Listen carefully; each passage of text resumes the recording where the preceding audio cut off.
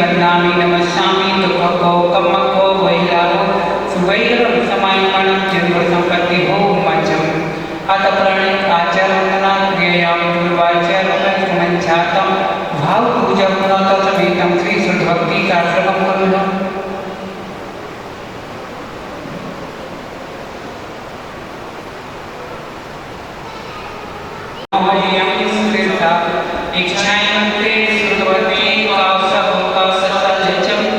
अंगो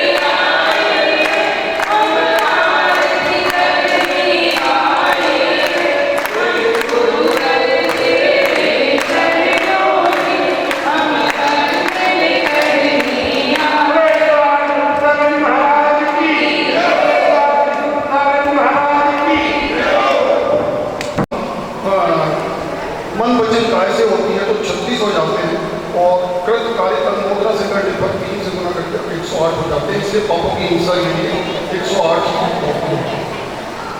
चलो नहीं है, ठीक है, जैसा आपने पढ़ा सुना होगा वो अच्छी बात है। तो सभी लोग सुनेंगे गौर से कि 108 मौतें क्यों होती हैं।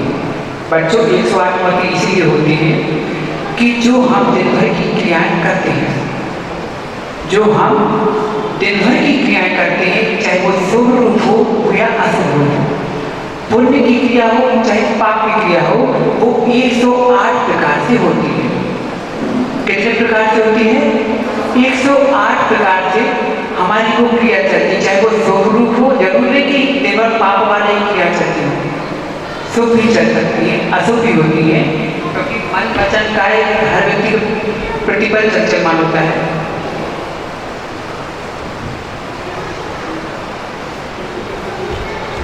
तो 108 प्रकार से क्या करता है जीव? पाप भी करता है, और 108 प्रकार से पुण्य भी करता है। तो 108 प्रकार से जो पाप की प्रवृत्ति की थी, उन पापों की निवृत्ति के लिए हम 108 माला मोतियों की माला फेरते हैं, ताकि जो पाप हुए हैं वो हमारे पापों का क्षय हो जाए। तो देखो कैसे 108 प्रकार से होते हैं।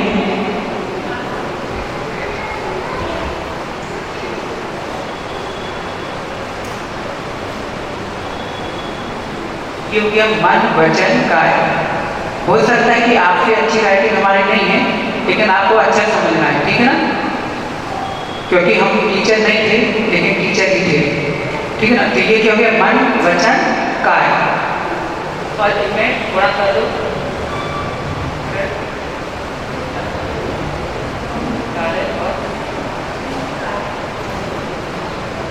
अनुमोदना, 3 ये हो गए और 3 ये हो गए। आप देखना ये 9 कैसे होते हैं? कृतमन, कृतवचन, कृतकाय, ये 3 हो गए। कार्यमन, कार्यवचन, कार्यकाय, ये 3 हो गए। फिर अनुमोदना मन, अनुमोदना वचन, अनुमोदना काय, ये 3 हो गए। कितने हो गए? 9। 3 का गुणा 3 पे। लेकिन लोग कहेंगे कृतकाय मन वचन काय 3 6 होते हैं, 9 कैसे बन गए? तो 9 इस प्रकार बनते हैं कि पहले कृत को लिया, 3 में गुणा किया 3, फिर कार्य को लिया, फिर अनुमोदना को लिया। इस प्रकार के ये 9 भाग हमने इसमें बना दिए। फिर कृत कार्य अनुमोदना और मन वचन काय से करने से कितना हुआ हमें प्राप्त? 9। अब देखना समारंभ, आरंभ और प्रारंभ, ठीक है ना? समारंभ, आरंभ, प्रारंभ, ये क्रम आगे पीछे हो सकता है। समारंभ, आरंभ, प्रारंभ, ये कितने हो गए? 3। तो समारंभ में मन वचन काय 3, जिसमें समारंभ में कार्य अनुमोदना, इस प्रकार से करते करते कितने भगवान के? तो 9 पे गुणा 3 पे कितना हो गया? 27। कितना आ गया? कितना आ गया बच्चों? कितने लोगों से मैथ बनती है? देखो 9 × 3 कितना हो गया? 27। भंग समझ में आ गया ना कैसे भंग बनेगी? 27 है ना? पहले हमने इसका समझा दिया। इसी प्रकार ये 3 है, पहले इसका लेकर इससे जोड़ेंगे, फिर इससे ऐसे करते करते 27 भंग बनेंगे। तो 27 ये हो गए। ओ भैया जी, ये बोर्ड हमको पकड़ देंगे।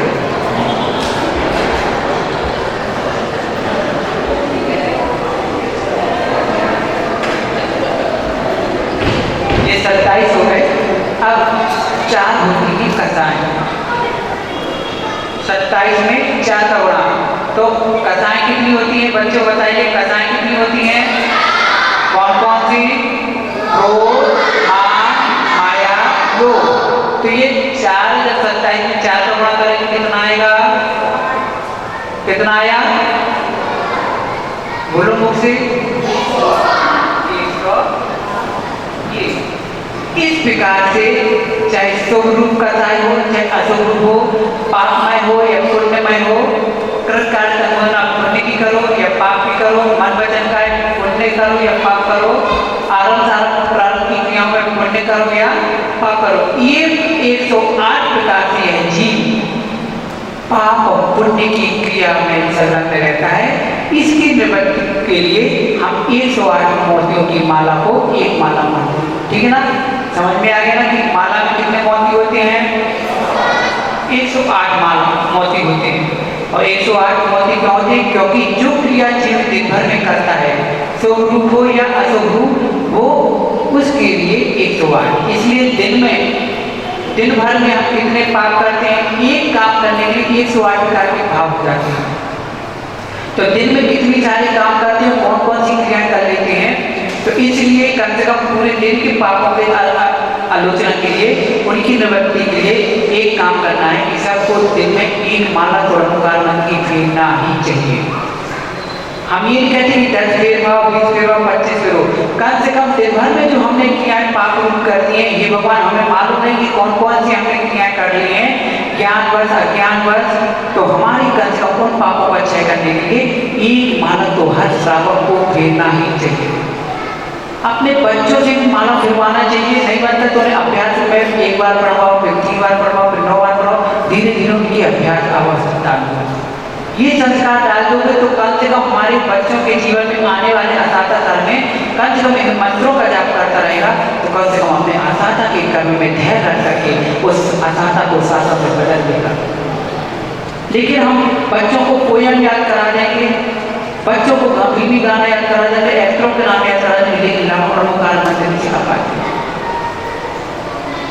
कब पढ़ना चाहिए, कैसे पढ़ना चाहिए, क्यों पढ़ना चाहिए, इन सारी बातों को हम गौर कर देते हैं। बस पढ़ लो बेटा रमोकार मंत्र बोलो, बोले तब क्यों पढ़ा जाता है, किस लिए पढ़ा, कुछ भी ज्ञान नहीं कराते हैं। इन सारी बातों का ज्ञान कराना चाहिए बच्चों को, ताकि ये बच्चे ही जब बड़े होंगे, यही बच्चे से रमोकार मंत्र का महत्व समझेंगे, तो जब महत्व समझेंगे तो उस पद को पाने का प्रयास करेंगे। यही बच्चे हमें यही मंत्र सुना करके हमारे समाज मरण में हमारा समाज मरण कराएंगे। जिस चीज का बोध ही नहीं है तो उसका मतलब जिसका हमें महत्व ही नहीं पता चलेगा, हम उसको महत्व देंगे क्या, हम उसमें गर्व करेंगे कैसे? तो बच्चों रमोकार मंत्र जब भी सुबह उठो, शब में पहले 9 बार रमोकार मंत्र पढ़ा करो। ठीक है ना, नहीं 9 बार पढ़ पाओ तो 3 बार जरूर पढ़ा करो।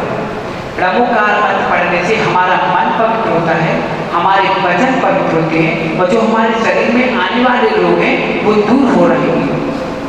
ठीक है ना, तो क्या पढ़ना चाहिए हमें सुबह उठ करके? रमोकार मंत्र। और फिर उसके बाद आपसे में क्या बोलना चाहिए? जय जिनेंद्र। क्या बोलना चाहिए? कैसे बोलना चाहिए बोलिए? ऐसे नहीं, हाथ जोड़ो पहले, एक दूसरे से बोलो, सबसे बोलो जय जिनेंद्र, जय जिनेंद्र, जय जिनेंद्र। जितनी बार जय जिनेंद्र बोलोगे उतनी बार आपको आनंद आएगा। जब आनंद आएगा तो विशुद्धि बढ़ेगी, विशुद्धि बढ़ेगी तो मन प्रसन्न होगा, मन प्रसन्न होगा तो हमारे काम करने में आगे क्षमता बढ़ेगी। ठीक है ना बच्चों, यहाँ देखो सामने अब हम प्रश्न आज रखते हैं कि हमें मंदिर कैसे आना चाहिए। देखो सबको मालूम है कि हम मंदिर नहा धो के आते हो ना, अच्छे कपड़े पहन के आते हो कि नहीं, स्कूल की ड्रेस में भी आते हो, कभी कभार आना पड़ता है ना, सवेरे से जाना पड़ता है। लेकिन हम मंदिर जब आते हैं तो कैसे आना चाहिए? सुनो सभी लोग, मुख साफ करके, मुख साफ होना वैद्य करके, क्योंकि मुख में किसी प्रकार का भोज्य पदार्थ न छपे हों। ऐसा नहीं कि मंदिर आ रहे हो, गाड़ी में बैठो, बिस्कुट खाते आ गए, टॉफी मुँह में डाल खाते हुए आ गए, सुपारी मुँह में डाल के खाते हुए आ गए। नहीं, मंदिर में हमें पहले तो स्नान करके घर से निकलना चाहिए, शुद्ध वस्त्र पहनना चाहिए। ऐसे नहीं कि नहा लिया कोई पुराने बासी कपड़े पहने जो कल पहने थे, नहीं, शुद्ध वस्त्र पहनिए।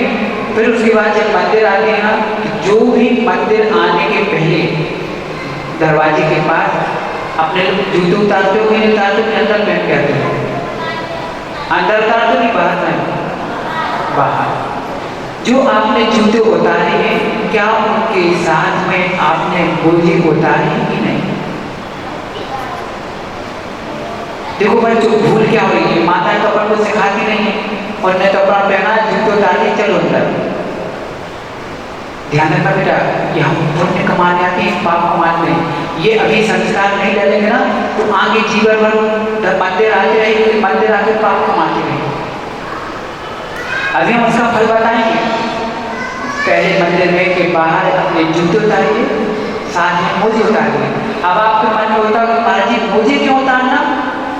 तो बच्चों, जो जूते आपके कपड़े के हैं ना, ऐसे मोजे भी आपके कपड़े के हैं। जब आप मोजे पहन के अंदर आ सकते हो तो जूते पहन के भी आ सकते हो फिर नहीं। आपका जैसे कि माँ, मृत्यु एक बड़ी नींद है और नींद आपकी छोटी मृत्यु है, बताया था हमने। ऐसे ही कि जो जूते ऊपर के बाहर हम लोग उतार दिए हैं, लेकिन उसके अंदर के जो जूते हैं वो छोटे जूते, एक प्रकार के जूते ही हैं आपके। उन्हें पहनकर अगर आप अंदर आते हो तो आपको वही दोष लगेगा जो आप जूता चक्कर पहन के आते हैं। पहले उन्हें बाहर उतारिए, भले ही कितने ठंडी के दिन हो, स्कूल जल्दी जाना पड़ता हो, आप 2 मिनट पहले और आ जाते हो, लेकिन जूते मुझे बाहर उतारिए। फिर साफ पानी से अपने हाथ धोइए, पैर धोइए। ये मत सोचना कि पैर तो गलती हुए नहीं, हम तो गाड़ी में बैठ के आए थे, हमारे अपने घर से ना गए, मोजे साफ पहने, पैर भी साफ है, मंदिर में घुस जाओ नहीं, ऐसे नहीं घुसना। पहले जल से पैर धोइए, फिर मंदिर में निस्सही 3 बार धो के प्रवेश करना चाहिए। ये बातें सब आपको पाठशाला में पढ़ा दी गई होंगी और सब जानते होंगे, लेकिन इसका उपयोग क्यों करना चाहिए ये नहीं बताया। एक बार की घटना है बेटा कि एक ग्वाला सेठ जी के यहाँ काम कर रहा था। क्या कर रहा था? काम कर रहा था। तो वह गाय चराने के लिए जंगल ले गया और जंगल में गाय चरा रहा था। तो वह तालाब के किनारे गया, नहाया धोया। उसने देखा कि आज तालाब में बहुत अच्छे कमल खिले हुए हैं और वह अंदर घुसता गया और कीचड़ के बीच में जाकर एक कमल के फूल को तोड़ के ले आया। उसने सोचा कि ये फूल तो हमारे कोई काम का है नहीं, आज हम अपने सेठ जी को लेंगे तो आज हमारे सेठ जी बड़े खुश होंगे, आज ये फूल हम सेठ जी को दे देंगे। और वह गया, शाम को गाय चराते हुए घर आए और उसके वो वैसे हाथ लग पाते, मिट्टी भरी, पैर में भी मिट्टी छपी थी। और कहाँ चला गया? सेठ जी के पास। उसने कहा सेठ जी देखो, आज हमारी जंगल गए थे तो वहाँ तालाब में ये अच्छा, देखो कितना अच्छा पुष्प खिला था कमल, मैं तोड़ कर आप इसे ले लीजिए।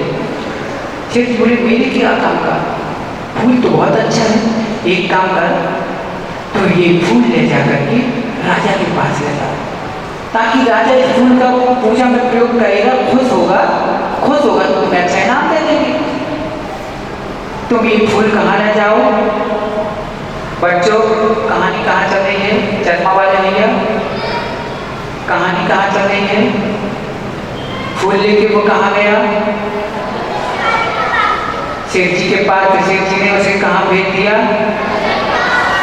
राजा जी के पास। तो राजा के पास जाता है और फूल लेता है, और जैसे ही फूल लेता है तो राजा कहता है फूल तो बहुत अच्छा है राजा जी, मैं आपके लिए फूल लाया हूँ। उन्होंने कहा कि देखो एक काम करो, ये फूल तुम जो लाए हो तुम हमारे मंदिर में चढ़ा के आओ।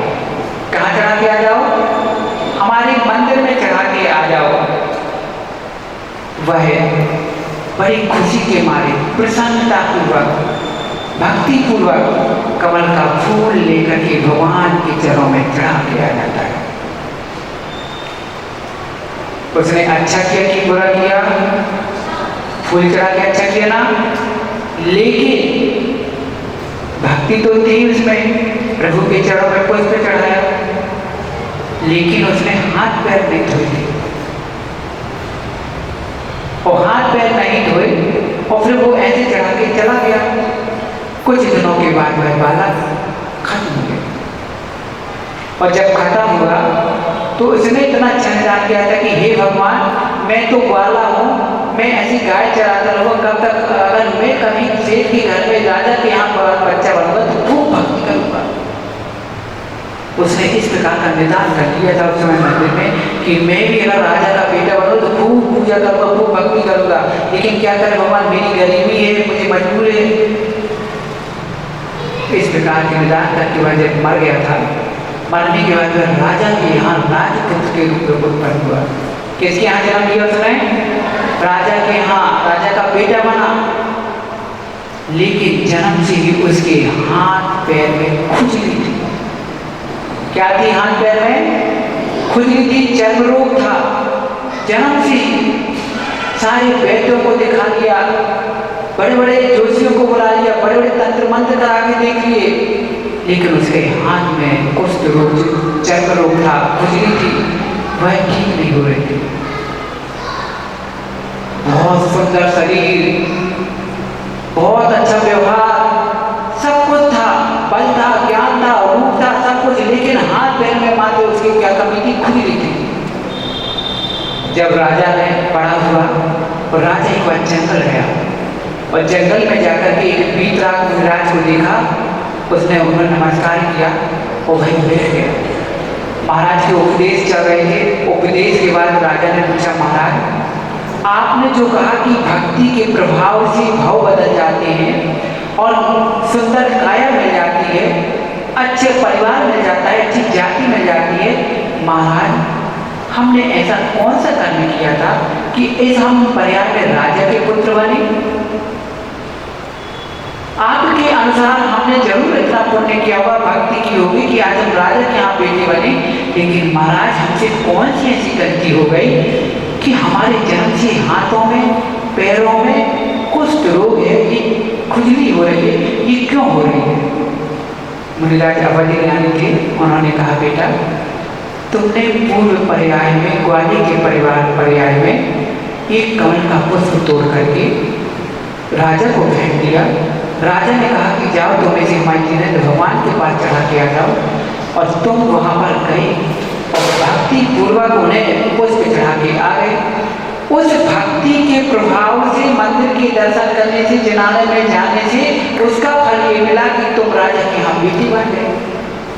लेकिन बेटा तुमने उस समय अपना विवेक खो रहे थे, हाथ पैर धो के प्रवेश नहीं किया, हाथ पैर में मल छपा रहा, दूध गए। इस कारण से आपके हाथ और पैर में क्या रोग है? कुष्ठ रोग है, चर्म रोग है, खुजली है। अब बताओ बेटो कि जब उस ग्वाली ने मंदिर तो गया था भक्ति की, लेकिन हाथ पैर धोकर के नहीं गया। अब आप कहो कि महाराज उसके पैर में तो कीचड़ छपा था, हमारे पैर में थोड़ी कीचड़ छपा है। ये प्रश्न उठ सकता है ना बच्चों? उठता है ना? हाँ, उठता ही होगा, क्योंकि हमारे हाथ पैर साफ है। तो बेटा अगर बिना हाथ पैर धो के आओ ना, तो जो सफेद दाग हाथ पैर में होते ना, ऐसी सफेद चमड़ी तो रहेगी, ये सफेद लोग तुम्हारे होंगे, फिर क्या करोगे? उसने कीचड़ छपा था इसलिए खुजली हो रही थी, गलत रोग था, कुष्ठ रोग होता, लेकिन हम तो साफ पैर में बिना पैर धोए जूता उतारे सीधे प्रवेश कर गए, चप्पल उतारे सीधे प्रवेश कर गए। साफ पैर दिख रहे थे, कीचड़ नहीं दिख रहा था, लेकिन फिर हम ऐसे बिना हाथ पैर धोए चले गए। इसलिए बहुत से लोगों को देखते हो ना कि कहीं हाथों में सफेद दाग, पैरों में सफेद दाग, इतना नहीं कि पूरे शरीर में भी सफेद दाग हो जाते हैं। यही परिणाम है कि विवेक पूर्वक हम प्रवेश नहीं करते, भक्ति के तो कर आते हैं, लेकिन जब ये रोग आते, महाराज ये रोग आ गया, ये सफेद दाग हो गए, महाराज मेरे यहाँ दाग, सिर में दाग, कहीं पैर में दाग, ये मल छपा करके जो प्रवेश किए है ना, इसकी काय की त्रुटि बोली गई है। इसलिए स्नान करके मंदिर में प्रवेश करना चाहिए, किसी भी प्रकार का मल नहीं छपा रहना चाहिए। अब बताओ बेटो कि हमें मंदिर में कैसे प्रवेश करना चाहिए? मोजे पहन के प्रवेश करना चाहिए, हाथ पैर धो के आना चाहिए कि बिना धो के आना चाहिए? धोकर आना चाहिए, ठीक है ना? अब बच्चों अगर तुम्हारे मंदिर में पूजा करना है तो आप घर से धोती दुपट्टा पहन के आओगे, तो चप्पल पहन के आओगे तो सोले के कहलाओगे या सोले के? कैसे आओगे? सोले के कहलाओगे या सोले के? असोले के। अब तुम्हारी धोती दुपट्टे सोच रही। अब आप ये कहो कि महाराज जी हम चप्पल जूता इसलिए पहन के आते हैं, रास्ते में गंदगी रहती है, मल डला रहता है और धूल कर रहते हैं, इसकी सुरक्षा के लिए कि पैर ना लग जाए, इसलिए चप्पल जूते पहन के आते हैं। तो बहुत अच्छी बात है, पहन के आओगे। लेकिन जो सोने के वस्त्र है वो अब आपके सोने के वस्त्र नहीं कहलाएंगे। आप आइए, एक सोने के कपड़े मंदिर में अलग अलग व्यवस्था कर दीजिए, धो के यहीं डालिए। कदाचित नहीं डाल पाते हो तो अपने घर से सोने के कपड़े पॉलिथीन में बना के लाइए और यहाँ पर हाथ पैर धो करके मंदिर में प्रवेश करो। फिर वहाँ पर एकांत पूजा के वस्त्र बदलो, फिर शिवजी की पूजा अभिषेक करो। कई लोग तो बच्चों ऐसे करते गाड़ी में बैठ के आ जाते हैं, दूर दूर घर है, चौका लगाई, वहीं से सोना बदला और बैठ के गाड़ी में एक्टिवा में आ गए कि प्रणाम करने आना है, सोने के कपड़े।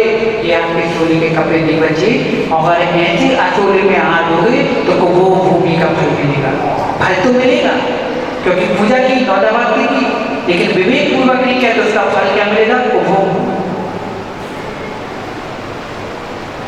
हम सब कुछ अच्छा करना चाहते, अच्छा दिखाना चाहते, अच्छा बनना चाहते, लेकिन गलती ऐसी हो जाती माँ कि दवाई तो हम समय पे खा रहे हैं, सही खा रहे हैं, लेकिन परहेज नहीं कर पा रहे, तो इसलिए हम ठीक नहीं हो पा रहे। आपका चौका दूर है, आप पैदल चलने में असमर्थ हो तो आप 16 पैर की मत आइए, यहाँ आइए, यहाँ 16 पैर, कदाचित यहाँ भी बदलने का समय नहीं है तो गैर 16 पैर प्रदान दूर से करिए और बोल देना कि हम घर में जाके पुनः बदल देंगे। ठीक है ना? अगर वहां से आए तो अलग खड़े हो जाएंगे और बता संकेत कर दो कि गैर 16 में प्रदान करें, क्योंकि दूसरे गाड़ी से आए हम घर जाके बस में पल देंगे। ऐसा नहीं कि यहाँ से बस महाराज जी ने थोड़ी देखा, यहाँ गाड़ी एक साइड खड़ी करी, अब प्रदान के महाराज जी के साथ साथ चलेंगे। ना जूता चप्पल पहन के 16 बजता है, ना गाड़ी में बैठ के आने से 16 बजता है। तो ये भूल चलते हैं, तो भूलों को सुधार लेना। ये विषय बच्चों का है, बच्चे लोगों का है। ये बच्चों को आज हम करेंगे तो ये बच्चे वही देखेंगे, वही करेंगे। ठीक है ना? तो मंदिर में प्रवेश करते हुए क्या करना चाहिए बेटा? कितनी बार क्या बोलना चाहिए? निस्सही निस्सही निस्सही। और क्या करना चाहिए? 3 बार घंटा बजाना चाहिए। क्यों करना चाहिए घंटा?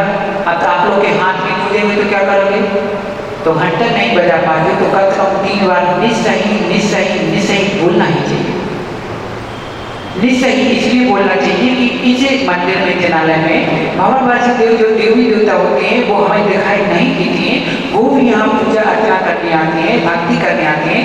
तो हम उनसे कहते हैं मुझे भी दर्शन करना है, मुझे स्थान दो, मुझे रास्ता दो। निस्सही निस्सही निस्सही। कदाचित हमारी आवाज वहां तक आगे तक नहीं पहुंच पा रही हो, इसलिए हम घंटा का 3 बार नाद करते हैं कि घंटे की ध्वनि 3 बार गूंजेगी, गुंजायमान होगी तो वो आवाज में बैठेगी, तो देखने वाला समय कोई आ रहा है तो वो अपने आप रास्ता देगा। इस प्रकार से हमें मंदिर में प्रवेश करना है। और दूसरी बात देखो, हम यहाँ संस्कार बहुत चल रहा है। माँ घर से क्या लेके आते हो? द्रव्य लेके आते हो ना सभी बच्चे लोग, डिब्बे में माँ कह देती है ना कि लो बेटा ये मंदिर में आना। तो मंदिर में हम डिब्बे में क्या लेके आते हैं? द्रव्य। चावल एक द्रव्य क्या लेके आते हैं? द्रव्य लेके आते हैं। वो हाथ में लेकर के भगवान के सामने चढ़ा देते हैं। चढ़ा देते हो ना? जिन लोग अभी ऐसी गलती है, आप लोग नहीं बेटा, ये माताएं भी गलती करती हैं, दादा लोग, युवा लोग भी यही गलती कर रहे हैं कि घर से चावल लाए, पॉलिथीन में लाए, कोई डिब्बे में लाए, तो सीधे निकाला और चढ़ा देते हैं। ये गलत है, ये गलत है। सब में पहले हमें द्रव्य लाना है, पहले द्रव्य को धोना है। बिना धुली जो द्रव्य जनालय में चढ़ाता है वह नियम से दरिद्रता को प्राप्त कर रहा है। नियम से दरिद्रता को निमंत्रण दे रहा है। क्यों? जो द्रव्य धो के चढ़ाना, देख के चढ़ाना चाहिए। हमने भले ही घर से दूध हमारी सांस आगे रहती है, बिल्कुल नई पूरे चावल निकाल के लाए हैं, कोई भी चीज नहीं है, ऐसे चढ़ाओगे उसका फल दरिद्रता का फल मिलेगा। उसका फल तुम्हें दासी के यहाँ पे जन्म लेना पड़ेगा। दासी का मतलब महाराज, दासी का मतलब अब यही तो है कि तुम्हारी मम्मी कोई टीचर बनी है, कोई जॉब कर रही है, अब वो भी तो किसी की जॉब दासी है कि नहीं? तुम्हारे पिताजी दास है कि नहीं? किसी का जॉब कर रहे हैं, अब उनकी बेटी बनी तुम जन्म ले रहे, ये उसका फल मिल रहा है। लग जरूर है कि मेरे पिताजी जॉब वाले, मम्मी मेरी जॉब वाली कहने के लिए, लेकिन ये फल असोकार फल है कि जो हम द्रव्य चढ़ाते दासियों के यहाँ पैदा हुए हैं। इसलिए बच्चों जब भी मंदिर आए, माताएं ध्यान दें, घर से बच्चों को डिब्बी में जो द्रव्य है वहीं से धो के दें, ठीक है ना, ताकि बच्चे अबोध हैं, कम से कम इनको फल तो अच्छा मिले। और जब भी हम आए तो थोड़ा सा चल लेगा कि यहाँ धोएं, फिर मंदिर में द्रव्य धो के ही चढ़ाना चाहिए, बिना धुली द्रव्य नहीं चढ़ाना चाहिए। ध्यान रखना, ये नहीं कि तीर्थ भजना करने जा रहे महाराज जी कौन भाई हम तो सीधे पोटली में टांगी चढ़ा के आ रहे, चढ़ाए हम कुछ और भाव से गए थे फल कुछ का। तो कुछ क्रियाओं का भी ध्यान रखना पड़ता है, कुछ क्रियाओं का भी प्रभाव पड़ता है, जरूरी नहीं कि भावों का ही प्रभाव पड़ता है, क्रियाओं का भी प्रभाव पड़ता है। माँ क्रियाओं से भी फल मिल जाता है। अगर क्रियाओं से फल नहीं मिलता तो माँ यहाँ पर धूप अग्नि में क्यों, तुम्हें सुगंध आती है, दुर्गंध आती है। अगर यहीं पे मिर्ची एक मिर्ची जला दी जाए तो बताओ तुम्हें क्या लगेगा, ठसका लगेगा नहीं लगेगा? क्यों ठसका क्यों लग गया? ये तो धुआं यहाँ किया गया था। तुम्हें भावों में खराबी होगी, भाव तो सही तरीके से ठसका ही किया कि तुम्हें असर हुआ कि नहीं हुआ? जो अच्छी द्रव्य से कुछ नहीं कर रहा था, अच्छी द्रव्य सजाएंगे तो द्रव्य देखते देखते मानोगे कि हम भी अच्छी पूजा करते हैं। अच्छा संगीत चला तो हमारे भी मन बदल गए, क्यों क्रिया चल रही, क्रिया देख के हमें भाव बदलने के लिए बदले, तो क्रियाओं को भी प्रभाव करता है और क्रियाएं भी प्रभावकारी होती हैं। तो इसलिए द्रव्य धोल कर ही चढ़ाना चाहिए। समझ में आ गया ना बच्चों? द्रव्य कैसे चढ़ाने चाहिए? धुली हुई द्रव्य चढ़ाना चाहिए। अब जिनेंद्र भगवान के सामने जब हम द्रव्य चढ़ाते हैं तो सर्वप्रथम 9 बार नमो का मंत्र बोलते हैं। 9 बार नहीं बोले तो एक बार पंच नमस्कार मंत्र तो बोलना ही चाहिए। नमो वरिहंताणं, नमो सिद्धाणं, नमो आयर्याणं, नमो वज्रयाणं, नमो लोये सव्यसाहुणं। और अगर 24 भगवान के नाम याद हो तो 24 भगवान के नाम बोल सकते हैं, नहीं तो पंच नमस्कार मंत्र पढ़ के पंच परमेश्वर के सामने कितनी बार द्रव्य चढ़ानी चाहिए? कितनी बार?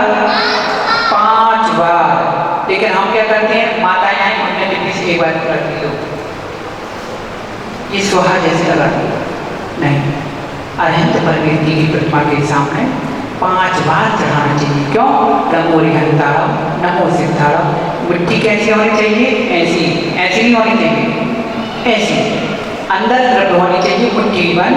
नमो हरिहंताणं, नमो सिद्धाणं, नमो आयर्याणं, नमो वज्रयाणं, नमो लोये। ये कितने बार हुए? 5 बार। किसके सामने? जिनेंद्र प्रतिमा के सामने 5 बार चढ़ाना चाहिए। अगर आपके सामने मुनिराज बैठे हो, आचार्य पंडित बैठे हो तो उनके सामने 3 बार। सम्यक दर्शन, सम्यक ज्ञान, सम्यक चारित्र, ठीक है ना? अगर कहीं पे जिनवाणी रखी है, जिनवाणी मां विराजमान है तो उनके सामने 4 बार प्रथमानि हो, कर्णानि हो, चरणानि हो और द्रव्यानि हो। ये चारों अनियोगों को नमस्कार हो, ठीक है ना? समझ में आ गया बच्चों? किसके सामने कितनी बार द्रव्य चढ़ानी चाहिए? अरहंत परमेश्वर के सामने, आचार्य परमेश्वर, साधु परमेश्वर के सामने, आरिका माता जी के सामने 3 बार, जिनवाणी माता जी के सामने 4 बार। हमने क्यों माता जी बोला? आगे तुमने सुना था माता, अब पता नहीं माता जी होके बैठे, है ना? इसलिए जिनवाणी माँ मतलब जो ग्रंथ रखे हैं, इन ग्रंथों के सामने, ऐसे कि अंदर अलमारी में डाल के आ जाओ, अलग से जो पात्र है, अलग से जो टेबल रखी उन्हीं के ऊपर, ना कि किताब के ऊपर रख के आना, ना ग्रंथ के ऊपर चढ़ा के आना, ठीक है ना? और फिर नमस्कार कैसे करना चाहिए? गवासन से। कैसे करना चाहिए? गवासन से। गवासन जैसे गाय पीछे पैर मोड़ के बैठती ना, उस प्रकार। लेकिन ध्यान रखना, साष्टांग भी नमस्कार कर सकते हैं, पंचांग भी नमस्कार कर सकते हैं, है ना? गवासन से भी नमस्कार कर सकते हैं। लेकिन माताओं को और मुनियों को मात्र आगम में गवासन से ही नमस्कार बोला है। इन्हें पंचांग नमस्कार नहीं बोला है, अष्टांग भी नहीं बोला। मुनियों को और माताओं को, स्त्रियों को गवासन से ही नमस्कार है, इसके अलावा कोई भी नमस्कार नहीं कर सकती। ये साष्टांग नहीं लेट सकती, ये पंचांग नहीं कर सकती, घुटने के बाद टहल के जो धोखदल है, इनके लिए मर्यादा का बताया कि इनकी मर्यादा में रहना है। ना मुनिराजी ऐसे नमस्कार कर सकते हैं, मात्र ने गवासन ही बताया। ठीक है ना बच्चों? और आप लोग जो पुरुष है वो साष्टांग, जो श्रावक होती है वो साष्टांग नमस्कार कर सकते हैं। ये हमारा नमस्कार। कितने लोग जो हमारे चढ़ाते हैं 24 भगवान के नाम, कितने लोगों को बनता है? हाथ ऊपर करो। 24 भगवान के नाम बच्चे लोग हैं, सबको याद है 24 भगवान के नाम? चिन्ह चाहिए कि बिना चिन्ह के? चिन्ह चाहिए ना? अगर हम आपसे कहें कि बिना चिन्ह के भगवान के नाम बताओ, तो बिना चिन्ह के कितने लोग बताएंगे? जल्दी। बहुत बढ़िया। अब देखो जितने लोग से नहीं बनता, अब सब लोग याद करके आना। कैसे याद करेंगे? जब भी हम मंदिर आए पहले पंच नमस्कार पढ़ेंगे और फिर 24 भगवान का नाम लेके आगे चढ़ाएंगे। तो समय लगेगा, पहले सोमनाथ, दूसरे अजितनाथ, तीसरे, ऐसे समय लगेगा ना। तो देखो 24 भगवान के नाम हम कैसे जल्दी पढ़ेंगे? तो 2 मिनट में पढ़ के अपना आगे चढ़ा देंगे। ऋषभे अजित संभव अभिनंदन। बोलो बच्चे सब लोग, ऋषभे अजित संभव अभिनंदन। सुमति पदा में सुपाल से जिन्हें राज, चंड पुष्प शीतल श्रेयांश जिन्हें बांस पूजित सुरराज। विमल अनंत धर्म जैसे उज्जवल, शांति कुंठो मल्लिवनान। मुनि सुव्रत नमिने निपात, प्रभु वर्धमान पद से झुकाए। बस ये रोज पढ़ना है और अपना आगे चढ़ा देना। तो तुम्हारी 24 भगवान की स्तुति हो गई, 24 भगवान की वंदना हो गई, 24 भगवान की प्रार्थना हो गई। ठीक है ना? शॉर्ट रूप में हो गए ना? 24 भगवान का नाम भी हो गई, 24 का आरती भी चढ़ा दिया और हमारा पंच नमस्कार मंत्र है। तो ये माताएं अपने अपने बच्चों को सभी पढ़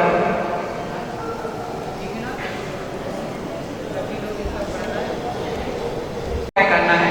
सबको सारी क्रियाएं बताई जाएंगी। वैसे भी आप यहाँ बहुत से चतुर्मासी दीदी लोग पाठशाला पढ़ाते हैं, सबको आपको सिखाते ही होंगे कैसे पूजन करना है ना।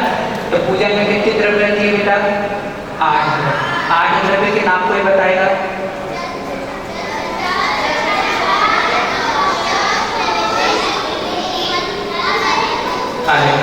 है ना। तो ये हम इसको कैसे बताएंगे? कोई हमसे पूछे कि 8 द्रव्य के नाम बता, तो कैसे बताओगे? जल्दी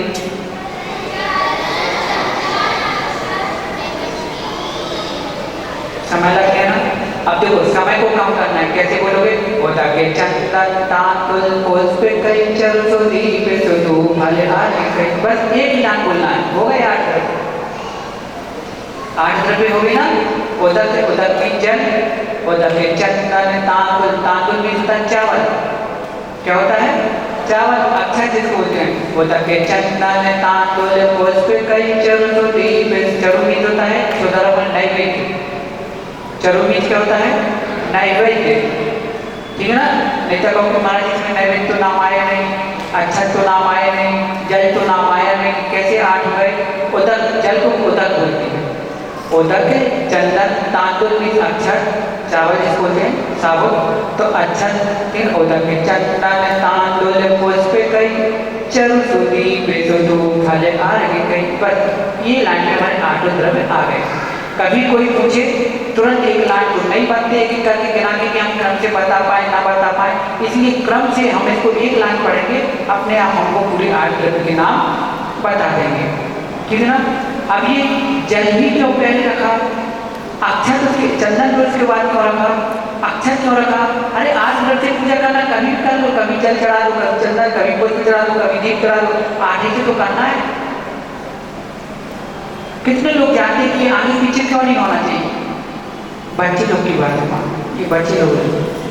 हमें मालूम आप लोग स्वाध्यायी हो, ज्ञान है, आप लोग बहुत प्रवचन सुने, बहुत भूमियों के समागम पंडित जी विद्वानों का लिया, विधान पे बैठे, लेकिन बच्चों को भी ज्ञान कराना है कि आखिर पहले जल क्यों, फिर चंदन क्यों, अक्षत क्यों?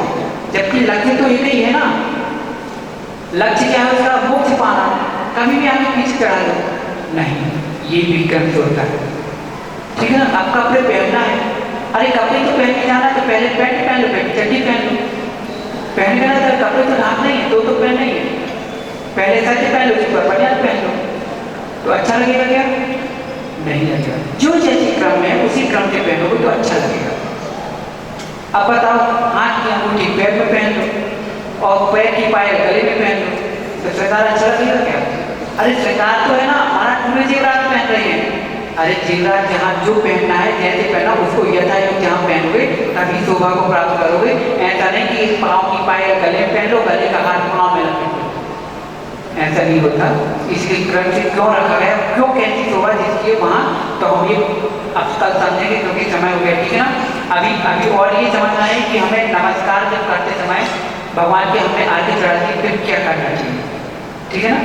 तो कल यहीं पे अपना आज यही समय हो गया, तो आपको कहानी भी सुना दी, पाठ भी हो गई। अब अपनी सरस्वती की स्तुति बंदना हम उसकी नई लिख रहे हैं। अभी 2 लाइन ही आपको दोहरा रहे हैं, इसी 2 लाइन से आगे कल और बढ़ा देंगे। रोज बनाते जाए तो एक दिन पूरी स्तुति। तो सभी लोग बच्चे बोलेंगे, भवनाशिनी भवितारिणी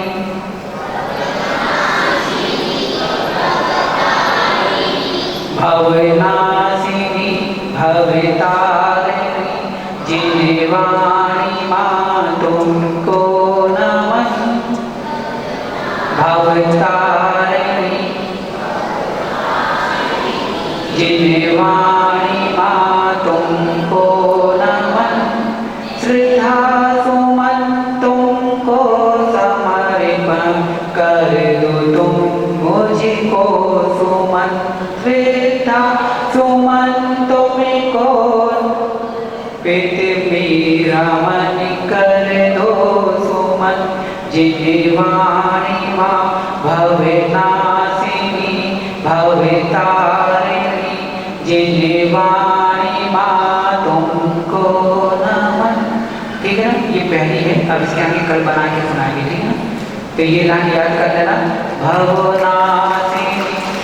ये याद इसलिए कर लो, कल हम भूल नहीं सकते हैं, फिर याद कर लेना। भवनाशिनी भवितारिणी जिनेवाणी मां तुमको नमन। भवनाशिनी भवितारिणी जिनेवाणी मां तुमको नमन। ठीक है ना। ये लाइन फिर आगे हम कल से लिख के हो सके तो कल पूरा बना भी देंगे रात भर में। तो ये कल आपके सामने ले लेंगे, फिर कोई भी इसको टाइप करा के बच्चों तक पहुंचा देंगे। ठीक है ना।